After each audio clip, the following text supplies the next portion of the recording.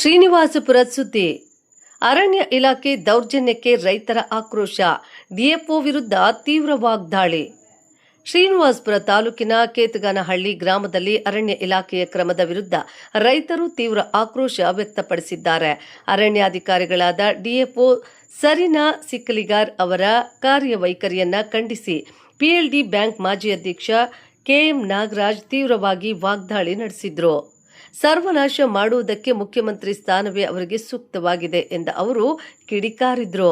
ಕೇತಗಾನಹಳ್ಳಿ ಗ್ರಾಮದ survey number 118, ಹಳೆಯ survey number 91 P2 ವಿಸ್ತೀರ್ಣ 30 ಕುಂಟೆ, ಮತ್ತೊಂದು ಸರ್ವೆ ನಂಬರ್ 18 ಹಾಗೂ ಹಳೆಯ ಸರ್ವೆ ನಂಬರ್ 91 P3 ಸೇರಿದಂತೆ ಹಲವು ಜಾಗಗಳನ್ನು 1979ರಲ್ಲಿ ಗ್ರಾಮಸ್ಥರಿಗೆ ಸರ್ಕಾರದಿಂದ ಮಂಜೂರಾತಿ ಮಾಡಲಾಗಿತ್ತು.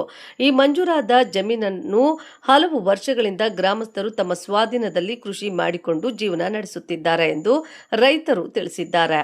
ಗ್ರಾಮಸ್ಥರ ಹೇಳಿಕೆಯ ಪ್ರಕಾರ ಪ್ರತಿಯೊಬ್ಬ ರೈತನಿಗೂ ಸುಮಾರು 30 ಗುಂಟೆಯಿಂದ 1 ಎಕರೆವರೆಗೆ ಜಮೀನು ನೀಡಲಾಗಿದ್ದು ಅದರಲ್ಲಿ ಕೃಷಿ ಮಾಡಿಕೊಂಡು ಜೀವನ ಸಾಗಿಸುತ್ತಿದ್ದಾರೆ. ಆದರೆ ಅರಣ್ಯ ಇಲಾಖೆಯವರು ಈ ಜಮೀನುಗಳು ಅರಣ್ಯ ಇಲಾಖೆಗೆ ಸೇರಿದ್ದು ಸುಮಾರು 90 ಎಕರೆ ಜಾಗವನ್ನು ರೈತರು ಒತ್ತುವರಿ ಮಾಡಿಕೊಂಡಿದ್ದಾರೆ ಎಂದು ಆರೋಪಿಸುತ್ತಿದ್ದಾರೆ. ಈ ವಿಚಾರ ಈಗಾಗಲೇ ನ್ಯಾಯಾಲಯದಲ್ಲಿದ್ದು ಕರ್ನಾಟಕ ಉಚ್ಚ ನ್ಯಾಯಾಲಯದ ಆದೇಶದ ಪ್ರಕಾರ ಅರಣ್ಯ ಇಲಾಖೆ ರೈತರ ಜಮೀನಿಗೆ ಹೋಗಿ ಯಾವುದೇ ರೀತಿಯ ತೊಂದರೆ ನೀಡಬಾರದು ಎಂದು ಸೂಚನೆ ನೀಡಲಾಗಿದೆ ಎಂದು ರೈತರು ಹೇಳಿದ್ದಾರೆ. ಆದರೂ ಕೂಡ ಆ ಆದೇಶವನ್ನ ಲೆಕ್ಕಿಸದೆ ಅರಣ್ಯ ಇಲಾಖೆ ಅಧಿಕಾರಿಗಳು ಕ್ರಮ ಕೈಗೊಂಡಿದ್ದಾರೆ ಎಂದು ಆರೋಪಿಸಿದರು. ಗ್ರಾಮಸ್ಥರ ಆರೋಪದ ಪ್ರಕಾರ ಇತ್ತೀಚೆಗೆ ರಾತ್ರೋರಾತ್ರಿ ಸುಮಾರು 200ಕ್ಕೂ ಹೆಚ್ಚು ಪೊಲೀಸರು ಹಾಗೂ ಅರಣ್ಯ ಇಲಾಖೆ ಅಧಿಕಾರಿಗಳು ಗ್ರಾಮಕ್ಕೆ ಆಗಮಿಸಿ ರೈತರ ಜಮೀನುಗಳಿಗೆ ಪ್ರವೇಶಿಸಿದ್ದಾರೆ. ಈ ವೇಳೆ ಗ್ರಾಮಸ್ಥರನ್ನು ಮನೆಗಳ ಹೊರಗೆ ಬರಲು ಸಹ ಅವಕಾಶ ನೀಡದೆ ಜಮೀನಿನೊಳಗೆ ಬೆಳೆದಿದ್ದ ಬೆಳೆಗಳನ್ನು ಜೆಸಿಬಿ ಮತ್ತು ಹಿಟಾಚಿ ಯಂತ್ರಗಳ ಸಹಾಯದಿಂದ ಧ್ವಂಸ ಮಾಡಿದ್ದಾರೆ ಎಂದು ಅವರು ದೂರಿದ್ದಾರೆ. ರೈತರು ಬೆಳೆದಿದ್ದ ಬೆಳೆಗಳನ್ನು ಗುಂಡಿಗಳನ್ನು ತೆಗೆದು ಅದರೊಳಗೆ ಹಾಕಿ ಮಣ್ಣಿನಿಂದ ಮುಚ್ಚಿ ಹಾಕಲಾಗಿದೆ ಹಾಗೂ 30 ಕೊಳವೆ ಬಾವಿಗಳು ಹಾಗೂ 3 ಶೆಡ್ಡುಗಳನ್ನು ಧ್ವಂಸ ಮಾಡಿದ್ದಾರೆ ಎಂದು ಗ್ರಾಮಸ್ಥರು ತಿಳಿಸಿದ್ದಾರೆ.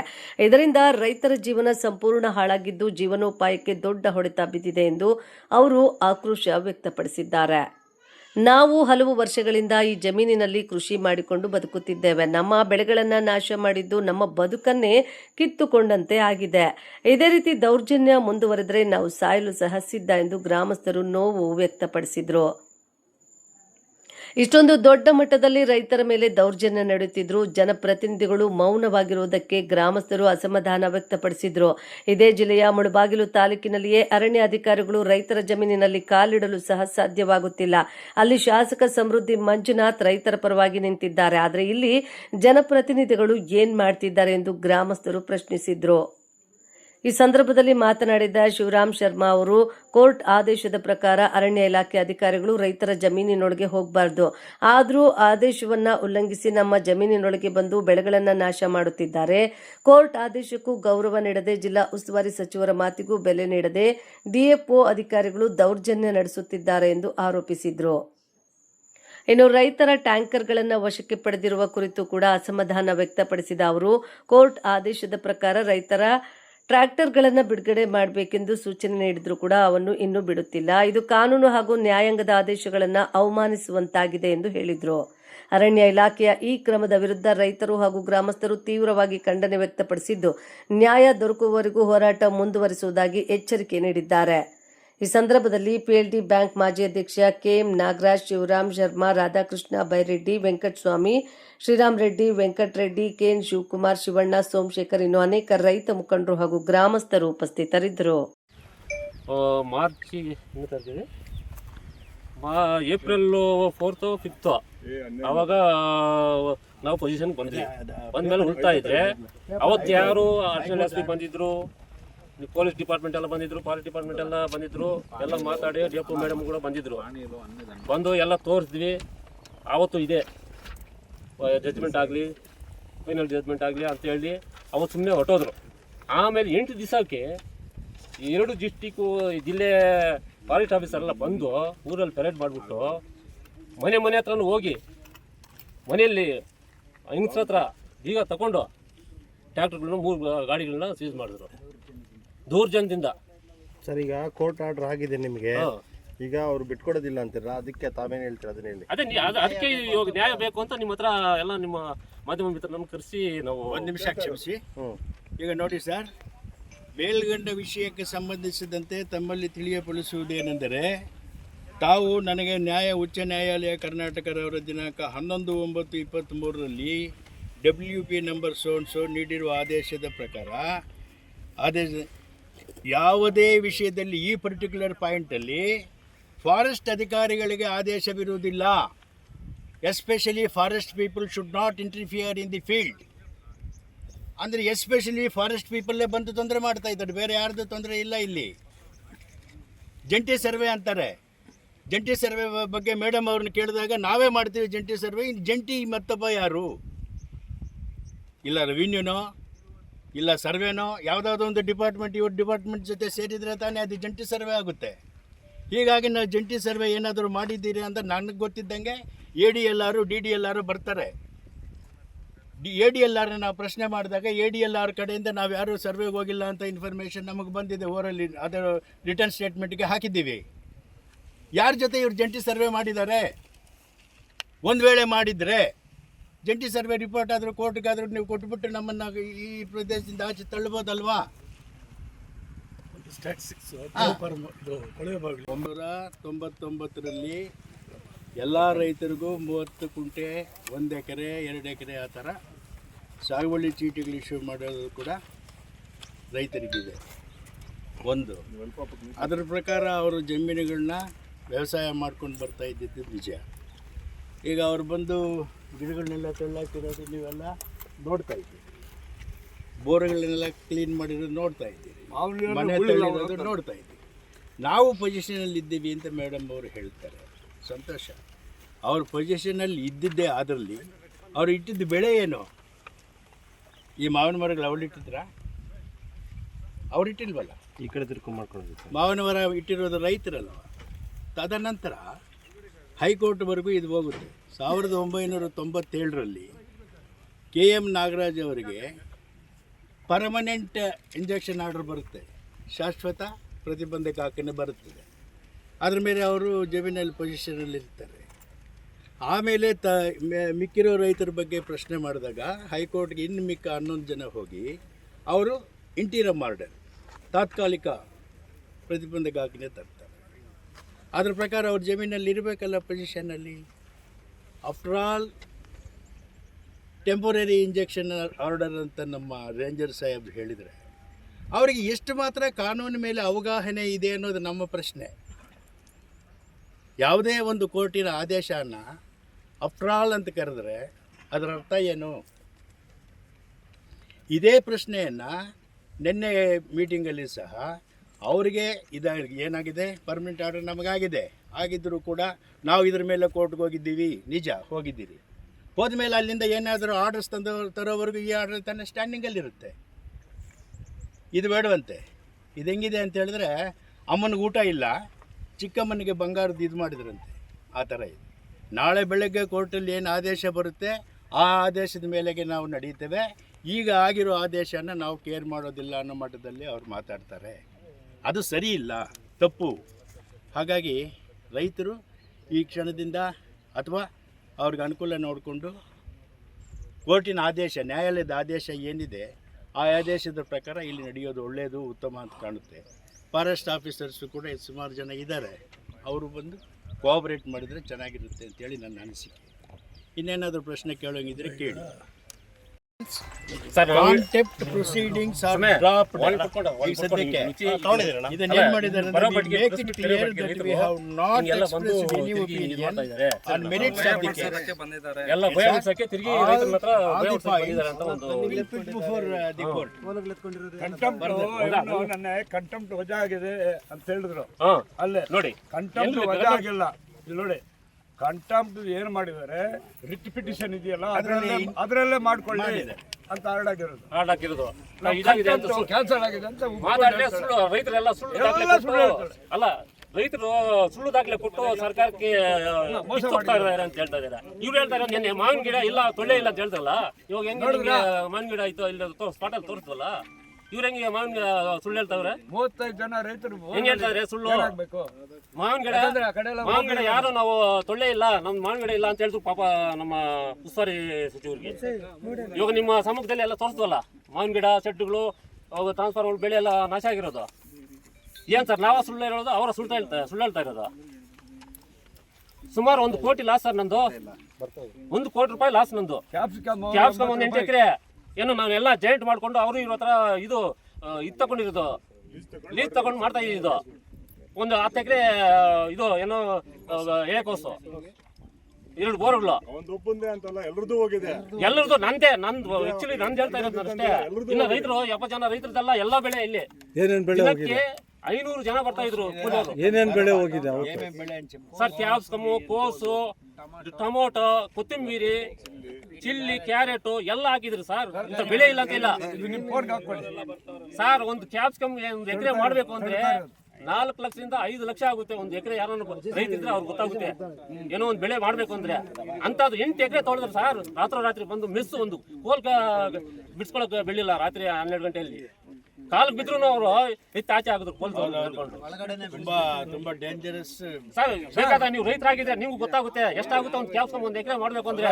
ಸರ್ ಇಷ್ಟೆಲ್ಲ ನಡೀತಾ ಇದ್ರು ಜನಪ್ರತಿನಿಧಿಗಳು ಯಾಕೆ ಸರ್ ಸರ್ ಯಾರು ಕಾಳಜಿನೇ ಇಲ್ಲ ಸರ್. ಯಾರು ಏನು ನೆನ್ನೆ ಮಾತಾಡಿದ್ರು ಅವ್ರ ಮೇಲೆ ಅವ್ರ ಮೇಲೆ ನೋಡಿ ಸರ್ ಹೆಂಗೆ ದಬ್ಬಾಳಿಕೆ ಮಾಡ್ತಾರೆ. MLC ಜನಪ್ರತಿನಿಧಿ ಉಸ್ತುವಾರಿ ಸಚಿವರು ಮತ್ತೂರು ಮಂಜುನಾಥ್ MLA ಅವ್ರಿಗೆ ಸುರೇಶ್ಗೆ ನಮ್ಮ ಉಸ್ತುವಾರಿ ಸಚಿವರಿಗೆ ಅವ್ರಿಗೆ ಎದುರು ಹೇಳ್ತಾರೆ ಅಂದ್ರೆ ನಮ್ಗೆ ಬಿಡ್ತಾರ ಅವರು. ಅವ್ರಿಗೆ ನೀವೇ ನೋಡ್ಕೊಳ್ಳಿ, ನೀವೇ ಏನ್ ಮಾಡ್ತೀರಾ ನಿಮ್ಗೆ ಬಿಟ್ಟಿದ್ವಿ ನಾವು. ಬೈರತಿ ಸುರೇಶ್ ಹೇಳ್ತಾ ಇದ್ದಾರೆ. ಅಲ್ಲ ಸರ್, ಇವತ್ತು ನಾವು ಇಲ್ಲಿ ಪ್ರೆಸ್ ಮೀಟ್ ಕರೆಯುತ್ತೀವಿ ಅಂತ ಹೇಳ್ಬಿಟ್ಟು ನೋಡಿ ಸರ್ ಎಷ್ಟು ಜನ ಬಂದಿದ್ದಾರೋ, ಎಷ್ಟು ಜನ ಬಂದಿದ್ದಾರೆ. 3 ತಾಲೂಕಿಂದ ಫಾರೆಸ್ಟ್ ಆಫೀಸರು ಎಲ್ಲ ನೋಡಿ ಸರ್, ತೋರಿಸಿ ಸರ್ ಅವ್ರನ್ನ. ಅಲ್ಲ ಒಂದ್ ನಿಮಿಷ ಯೋಚನೆ ಮಾಡಿ. ಈಗ KDP ಸಭೆಯಲ್ಲಿ ಜನಪ್ರತಿನಿಧಿಗಳು ಕ್ವಶನ್ ಮಾಡಿರುವಂತದ್ದು ಸಂತೋಷದ ವಿಷಯ. ಆದ್ರೆಲ್ಲ ಇಷ್ಟೆಲ್ಲ ಘಟನೆಗಳು ನಿರಂತರವಾಗಿ ಕನಿಷ್ಠ ಒಂದು 7-8 ದಿನ ಕಂಟಿನ್ಯೂಸ್ ಆಗಿ ನಡೀತು. ಆ ಸಂದರ್ಭದಲ್ಲಿ ಯಾಕೆ ಧ್ವನಿ ಎತ್ತಲಿಲ್ಲ? ಅವ್ರನ್ನ ನೀವ್ ಯಾಕೆ ಪ್ರಶ್ನೆ ಮಾಡಲಿಲ್ಲ ಅಂತ ಜನಪ್ರತಿನಿಧಿಗಳನ್ನ ನೀವು ಅವಾಗ ನಮ್ಗೆ ರೈತರ ಪರವಾಗಿ ಧ್ವನಿ ಎತ್ತಿಲ್ಲ. ಫೋಕಸ್ ಅದನ್ನ ಹೋಗ್ತೇವೆ. ಮುಳಬಾಗಲ್ ಶಾಸಕರಿದ್ದಾರಲ್ಲ, ಸಮೃದ್ಧಿ ಮಂಜುನಾಥ್ 1 ಇಂಚ್ ಬೀಳಲಿಲ್ಲ. ನಾವು ಹೊಗಳ್ತೀವಿ. ಯಾವ ಪಾರ್ಟಿ ನಮ್ಗೆ ಯಾವ ಪಾರ್ಟಿನೂ ಬೇಡ ಸರ್, ಯಾರು ಸಿಕ್ಕಿಲ್ಲ. ಪಾರ್ಟಿ ಇಟ್ಕೊಂಡು ಏನ್ ನಾವು ಮಾಡೋದು? ರಾಜಕೀಯಗಳು ಬಿಟ್ಬಿಡಿ. ಸಮೃದ್ಧಿ ಮಂಜುನಾಥ್ ನಮ್ಮ ತಾಲೂಕಲ್ಲಿ ಕುಪ್ಪಳ್ಳಿ ಅಲ್ಲಿ ಹೋಗಿ ರೈತರೆಲ್ಲ ಕಾಪಾಡ್ತಾ ಇದ್ದಾರೆ. ಒಬ್ಬರು 3 ವರ್ಷ 30 ಕುಂಟೆ ಇರೋದಲ್ಲ, ಸರ್ಕಾರ ಆದೇಶ ಇದೆಯಲ್ಲ, ಯಾರನ್ನ ಒಬ್ರು. ಇನ್ನು ಅಲ್ಟಿಮೇಟ್ ಆಗಿ ರೈತರಾಗಿ ನಾವೇನು ಮಾಡಬೇಕು ಅನ್ನೋದು ಸಮಾಜದ ಮುಂದೆ ಇಡೋಣ ಅಂತೇಳಿ ಈ ನಮ್ಮ ಪ್ರಯತ್ನ. ಈಗ ನೀವು ಯಾರು ಈಗ ನಾವು ಕೆಲಸಕ್ಕೆ ಬಂದರೆ ಈ ಪೊಲೀಸ್ ಆಫೀಸರ್ಗೆ, ಇದು ನಮ್ಮ ಫಾರೆಸ್ಟ್ ಆಫೀಸರ್ಗೆ ಹೊಸ ಬಟ್ಟೆ ಬರ್ತದೆ, ಬೊಡ್ಡಿಗೆ ಪಾಲಿಶ್ ಬರ್ತದೆ, ಡಮ ಅಂತ ಊರಲ್ಲಿ ಓಡಾಡ್ತಾರೆ, ಟ್ರ್ಯಾಕ್ಟರ್ಗಳನ್ನೆಲ್ಲ ಎತ್ಕೊಂಡು ಹೋಗ್ಬಿಡ್ತಾರೆ. ಟ್ರ್ಯಾಕ್ಟರ್ ಕೂಡ ಬಿಡಿ ಅಂತ ಕೋರ್ಟ್ ಆದೇಶ ಮಾಡಿದರೆ ಬಿಡಲಿಲ್ಲ, ಕಂಟೆಂಪ್ಟ್ ಆಫ್ ಕೋರ್ಟ್ ಆಗಿದೆ ಅವ್ರ ಮೇಲೆ. ಮತ್ತೆ ಬಂಡವಾಳ ಹಾಕೋದು ಕೂಡ ಭೀತಿ ಇದೆ. ಹೌದು. ಈಗ ಏನಾಗುತ್ತೆ ಅಂತ ಹೇಳಿದ್ರೆ, ಒಬ್ಬ ಟ್ರ್ಯಾಕ್ಟರ್ ಬರಬೇಕು ಇಲ್ಲಿಗೆ ಉಳಕ್ಕೆ, ಯಾವ ಬೇಸ್ ಮೇಲೆ ಬರ್ತಾನೆ? ಇವ್ರು ಬಂದು ತಗೊಂಡು ಹೋಗ್ಬಿಡ್ತಾರೆ. ಸರ್ಕಾರಿ ನೌಕರರಿಗೆ ಫಾರ್ ಆಗಿರ್ತಾರೆ. ಇದರಲ್ಲಿ ನನ್ನ ಉದ್ದೇಶ. ರಾಧಾಕೃಷ್ಣ ಸರ್ ಮತ್ತೆ ನೀವೊಂದೆರಡು ಮಾತು. ಅವ್ರು ಹೇಳಿದ್ರು ಈ ಅಮ್ಮನ ಕೇಳಿಸ್ಕೊಳ್ತಾ ಇಲ್ಲ. 1 ವಾರ ಟೈಮ್ ಆಯ್ತಾ, 1 ವಾರ ಟೈಮ್. ಆಮೇಲೆ ನಾವು ಸಹಾಯಕ್ಕೂ ರೆಡಿ, ಕಾನೂನಿಗೆ ವಿರೋಧವಾಗಿ ನಾನು ಸ್ಟಾರ್ಟ್ ಮಾಡ್ತೀವಿ. ಮಾಡಲ್ಲ ನಾವು. ಕಾನೂನು ಪ್ರಕಾರ ನಾವು ಇಳಿತೀವಿ, ಸಹಾಯಕ್ಕೂ ರೆಡಿ. ಏನಕ್ಕೆ ಬದುಕಬೇಕು ನಾವು? ಸಣ್ಣ ರೈತರು ನಾವು ಏನಕ್ಕೆ ಬದುಕಬೇಕು? ಈ ತರ ಮಾಡಿದ್ರೆ 30 ಕುಂಟೆವ್ರನ್ನ. ನಂದು 3 ಎಕರೆ ಪಾಣಿ ಇದೆಯಂತ, 90 ಎಕರೆ ಒತ್ತುವರಿ ಮಾಡಿದಾರೆ ಅಂತ ನನ್ನ ಜಿಲ್ಲಾಧಿಕಾರಿಗಳು ಉಸ್ತುವಾರಿ ಸಚಿವರಿಗೆ ಹೇಳ್ತಾಳೆ. 30 ಕುಂಟೆ 75 ಜನದ್ದು ಸರನವರು ಇರೋದು. ಗ್ರಾಮಸ್ಥರಾಗಲಿ ಅಥವಾ ರೈತರಾಗಲಿ ಇಲ್ಲಿ ಕಾನೂನು ಆಯ್ತಾ. 30 ಕುಂಟೆ ಪ್ರತಿಯೊಂದು ಮನೆಗೆ ಕೊಟ್ಟಿರೋದು. ನಾನು 30 ಕುಂಟೆ. ಕೆಲವರು ಮಾರ್ಕೊಡ್ತಾ ಇದ್ದಾರೆ, ಕೆಲವರು ತಕ್ಕೊಂಡಿದ್ದಾರೆ. ಅಷ್ಟು ಬಿಟ್ರೆ ಯಾರು ಮಾಡಿಲ್ಲ. ಕಾನೂನು ಓವರ್ಟೇಕ್ ಮಾಡಿರೋದು ಇಲ್ಲಿ ಖಚಿತವಾಗಿ ಫಾರೆಸ್ಟ್ ಅವರೇ ಸರ್. ಇವಾಗ ನೋಡಿ, ರೈತರಿಗೆ ಓವರ್ಟೇಕ್ ಮಾಡಿದ್ದಿದ್ರೆ ನೀವು ಪ್ರೆಸ್ ಮೀಟ್ ಉಳಿದಿರ ಬಿಡ್ತಾ ಕರೀತೀವಿ ಅಂತ ಹೇಳಿ ಎಷ್ಟು ದಿನ ಗಡುವು ಕೊಡ್ತೀರಾ ಈಗ ಪೊಲೀಸ್ ಇಲಾಖೆಗೆ ಅವ್ರಿಗೆ ಮತ್ತೆ ಫಾರೆಸ್ಟ್ ಇಲಾಖೆಯವರಿಗೆ ಎಷ್ಟು ದಿನ ಗಡುವು ಕೊಡ್ತೀರಾ? ನಮ್ಗೆ ಇಲ್ಲಿ ಅಡ್ಡ 8 ದಿವಸ ಸೋಮವಾರದವರೆಗೂ ಕೇಳಿದ್ದಾರೆ. ಅಷ್ಟು ಬಿಟ್ಟರೆ ಪ್ರತಿಯೊಬ್ಬರಿಗೂ 30 ಗುಂಟೆನೆ. ನಿಮ್ಗೆ ಸ್ಯಾಂಕ್ಷನ್ ಆಗಿರೋದು ಯಾವ ಇಯರ್ ಅಲ್ಲಿ? ಈಗ 99. ಸರ್ ಈಗ ಏನಾಯ್ತು ಅಂತ ಹೇಳಿದ್ರೆ sir Nagaraj sir, court order ಆಗಿದೆ ಅಂತ ಇದ್ರಿ. ಅವ್ರು ಹೇಳೋದು ಕೋರ್ಟ್ ಆರ್ಡರ್ ಆಗಿದೆ. ಕೋರ್ಟ್ ಆರ್ಡರ್ ಆದ್ರೇನು ಹೆಂಗ ಬಂದರು? 100 ಜನ ಪೊಲೀಸು, 100 ಜನ ಫಾರೆಸ್ಟ್ ಅವರು ಊರಿಂದ ನಮ್ಮ ಆಚೆ ಬೀಳಲಿಲ್ಲ. ಪಿಸ್ತೂಲ್ಗಳು ದನಗಳೆತ್ಕೊಂಡು ಬರ್ತಾರೆ. ನೀವೆಂಗೆ ಮಾಡಿದ್ರು? ಕಾನೂನು ವಿರೋಧ ಮಾಡಿದ್ದಾರೆ ಕಾನೂನು ಅಂತ ತಮ್ಮ ವಿರೋಧ. ಒಂದು ಆರೋಪ. ಹೌದು, ಕಾನೂನು ವಿರೋಧ. Thank you. 15 ಟ್ರಾನ್ಸ್ಫರ್ಗಳಿದ್ದಾವೆ, ಎಲ್ಲ ಲೈನ್ಗಳೆಲ್ಲ ಇಲ್ಲ ಇದ್ದಾವೆ ಈಗ ಕಡೆ ಎಲ್ಲ. ಅಲ್ಲೇನು ಹೊಟ್ಲೆ తీసుకున్నా ಲೈನ್ ನೋಡು, ಅದು ಹೊಡೆದಾಕಿರೋದು ನೋಡು, ಕಲ್ಲಾಕಿ ಹೊಡೆದಾಕಿದ್ದಾರೆ. 90 ಕೇತಗಾನಹಳ್ಳಿ ರಾಧಾಕೃಷ್ಣ ರೆಡ್ಡಿ ಅಂತ ನಾವು 90 ಜನಗೆ 33 ಕುಂಟೆ ಮಂಜೂರಾಗಿರೋದು ನಮಗೆ 1997ರಲ್ಲಿ. ಹಾಗೆ ಅದರಲ್ಲಿ ಸ್ವಲ್ಪ ಜನ 30 ಕುಂಟೆ ಜಂಟಿ ಮಾಡಿಕೊಂಡು ಅವ್ರು ಮಾರ್ಕೊಂಡು ಏನೋ ಅವ್ರವ್ರು ಇದರಲ್ಲಿ 1 ಎಕರೆ 1.5 ಎಕರೆ 2 ಎಕರೆ ಅಲ್ಲಿ ಇವಾಗೂ 30 ಕುಂಟೆ 34 ಜನ ಅದೈತೆ, 50 ಜನ ಅದೈತೆ. ಕಾನೂನು ಐತಲ್ಲ, ಇದು ಸರ್ಕಾರ ಕಾನೂನೇ ಐತಲ್ಲ. 3 ಎಕರೆ ಒಳಗಡೆ ಇದ್ರೆ ಅವ್ನೇನು ತೊಂದರೆ ಮಾಡಬಾರ್ದು ಅಂತ. ಇವಾಗ ಹೆಂಗೆ ಸರ್ ಇದು ಮಾಡಿದ್ರು? ಆಮೇಲೆ ಹಿಂಗೆ ಕೋರ್ಟಲ್ಲಿ ಆರ್ಡ್ರ್ ಬಂದಮೇಲೆ ನಾವು ಎಲ್ಲ ಸೇರಿಕೊಂಡು ಒಳಗೆ ಬಂದರೆ ಅವತ್ತೇನು ಮಾತಾಡಿಲ್ಲ. DFO ಮೇಡಮ್ ಬಂದಿದ್ರು, ಅರ್ಶನಲ್ SP ಬಂದಿದ್ರು, DOSP ಬಂದಿದ್ರು, ಸರ್ಕಾರ ಇನ್ಸ್ಪೆಕ್ಟರ್ ಪೊಲೀಸ್ ಡಿಪಾರ್ಟ್ಮೆಂಟ್ ಎಲ್ಲ ಬಂದಿದ್ರು, ಇವರು ಬಂದಿದ್ರು, ಡಾಕ್ಯುಮೆಂಟ್ ಕೇಳಿದ್ರು, ಕೊಟ್ಟಿವಿ. ಅವತ್ತೇನು ಮಾತಾಡಿಲ್ಲ. ಅವ್ರ ಹತ್ರ ಏನೂ ಇಲ್ಲ, ಅವತ್ತೇನು ಮಾತಾಡಿಲ್ಲ, ಸುಮ್ಮನೆ ಇದ್ರು. ಆಮೇಲೆ 8 ದಿವಸಕ್ಕೆ 2 ಜಿಲ್ಲೆಯವರು ಫಾರೆಸ್ಟ್ ಆಫೀಸರ್ಗಳು ಬಂದು ಊರಲ್ಲಿ ಒಂದು 200 ಜನ ಮನೆಗಳ ಹತ್ರ ಹೋಗಿ ಹೋಗ್ದಿರೋ ಟ್ರ್ಯಾಕ್ಟರ್ ರೋಡನ್ನು ಸೀಸ್ ಮಾಡಿದ್ರು. 200 ಜನ.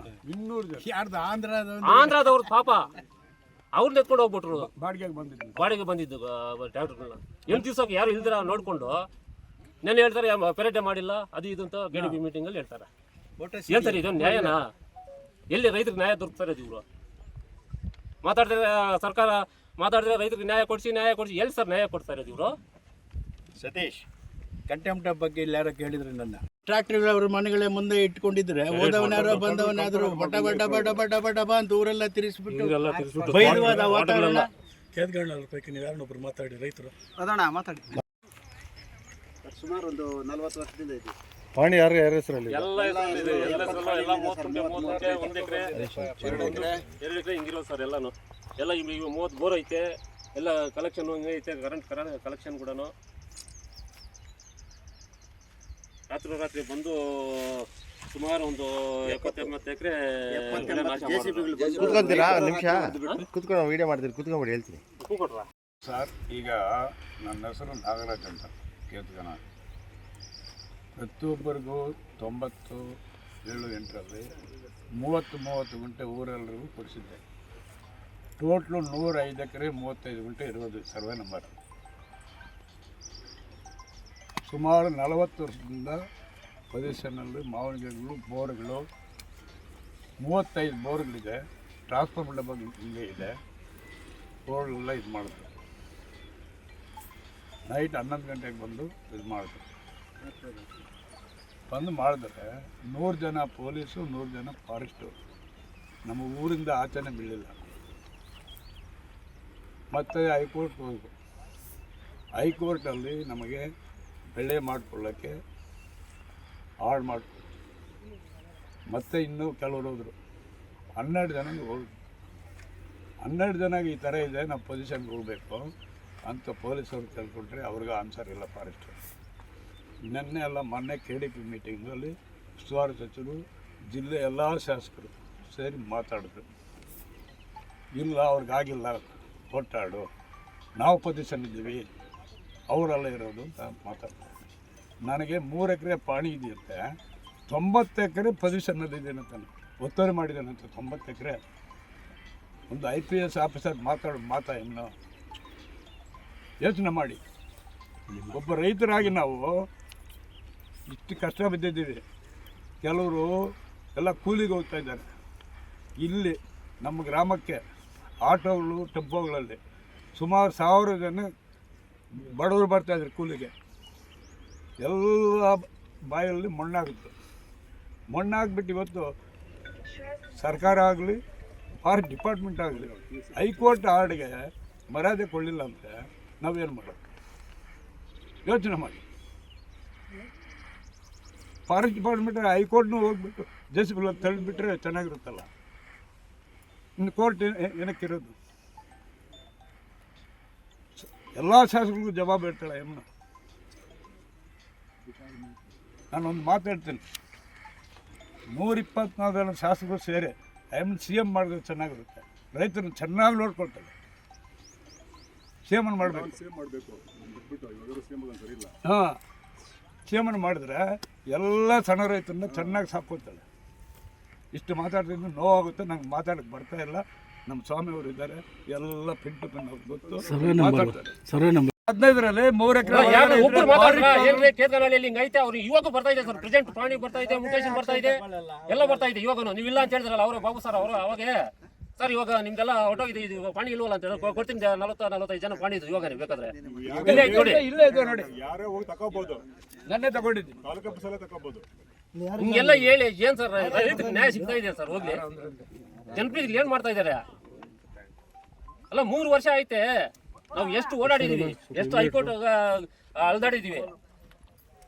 ಹೈಕೋರ್ಟ್ ಅಂದ್ರೆ ಸುಮ್ಮನೆ ಆಗುತ್ತಾ? ಒಂದೇ ಕೋರಿಕೆ, ಕಾನೂನಿಗೆ ನಾವು ಬದ್ಧವಾಗಿರ್ತೇವೆ. 1 ವಾರ ಟೈಮು ಆಮೇಲೆ ನಮ್ಮ ಬರ್ತೇವೆ. ನಾವು ಸಹಾಯಕ್ಕೆ ಕೂಡ ರೆಡಿ. ಡಿಪಾರ್ಟ್ಮೆಂಟ್ ಅವರೇ ಜವಾಬ್ದಾರರು, ಡಿಪಾರ್ಟ್ಮೆಂಟ್ ಅವರೇ ಜವಾಬ್ದಾರರು. ನಾವು ಸಹಾಯಕ್ಕೆ ಕೂಡ ರೆಡಿ. ನಮ್ಗೆ ಇನ್ನೇನ್ ಬೇಕು ಸರ್? ಇದು ಅರಣ್ಯ ಸಚಿವರಿಗೆ ತಮ್ಮ CM ಸಾಹೇಬರಿಗೆ ಸೇರೋವರೆಗೂ ಮುಗಿಸಿ ಸರ್ ಈ ವಿಷಯನ. ಇದು ದಯವಿಟ್ಟು ನಮ್ಮಲ್ಲಿ ತಮ್ಮಲ್ಲಿ ವಿನಂತಿ ಮಾಡ್ತಾ ಇರೋದು, CM ಸಾಹೇಬ್ವರೆಗೂ ತಿಳುವರೆಗೂ ಇದು ಪೊಸಿಷನ್ ಏನಿದೆಯಾ ಅದೆಲ್ಲ ಅವ್ರಿಗೆಲ್ಲ ಇದೆಲ್ಲ ಮುಟ್ಸಿಲ್ಲ, ಇನ್ನ ಯಾರೂ ಮುಟ್ಸಿಲ್ಲ. ತಿಳಿಸಿ ಸರ್ ದಯವಿಟ್ಟು, ನೀವು ತಿಳಿಸಿ. ಅವತ್ತು ರಾತ್ರಿ ಸರ್, ಅವತ್ತು ಕುಮಾರಸ್ವಾಮಿ ಅವರು ಅವತ್ತು ಬರ್ತೀವಿ ಅಂತ ಹೇಳಿ ಅವತ್ತು ತೊಳಿದ್ರು, ಎಲ್ಲ ಇದಾಗಿತ್ತು. ಇದು ನಾವು ಬೆಳೆ ಬೆಳೀತೀವಲ್ಲ, ಇದೆಲ್ಲ ಎಲ್ಲ ಸಾಯಂಕಾಲ 4 ಗಂಟೆಗೆ ನಾಳೆ ಬೆಳಗ್ಗೆ ಬರ್ತಾರ ಅಂತ ಹೇಳಿ ಎಲ್ಲ ಪ್ರಿನ್ಸಿಪಲ್ ಹೊಡ್ಬಿಟ್ಟು ಅದರೆಲ್ಲ ತೊಳ್ಬಿಟ್ಟು ಮುನ್ನಾಕ್ಬಿಟ್ಟು ಸರ್. ಪಾಪ ಏನೋ ನಮ್ ದುರಾದೃಷ್ಟ ಏನೋ ಪಾಪ ಅವತ್ತು ಬರ್ಲಿಲ್ಲ ಅವ್ರು ಅಷ್ಟೇ. ಅವತ್ತು ಏನೋ ಅವ್ರಿಗೆ ಸ್ವಲ್ಪ ಹೆಲ್ತ್ ಪ್ರಾಬ್ಲಮ್ ಆಯ್ತು, ಅವತ್ತು ಬರ್ಲಿಲ್ಲ ಅಷ್ಟೇ. ಅವತ್ತು ತಾವ್ ಯಾಕೆ ಬಂದಿದ್ರು? ತಾವ್ ಯಾಕೆ ಏನಕ್ಕೆ ಬಂದಿದ್ರ ಇಲ್ಲಿ? ಏನ್ ಹೇಳಿ? ಇದ್ದೀವಿ ನಾವೇನು ಪಬ್ಲಿಕ್ ಅಲ್ಲಿ ಏನ್ ಬಂದ್ ಮಾಡ್ತಾ ಇಲ್ವೇ? ಕಾಡಲ್ಲಿ ಇರೋತಾನೆ ನಾವು.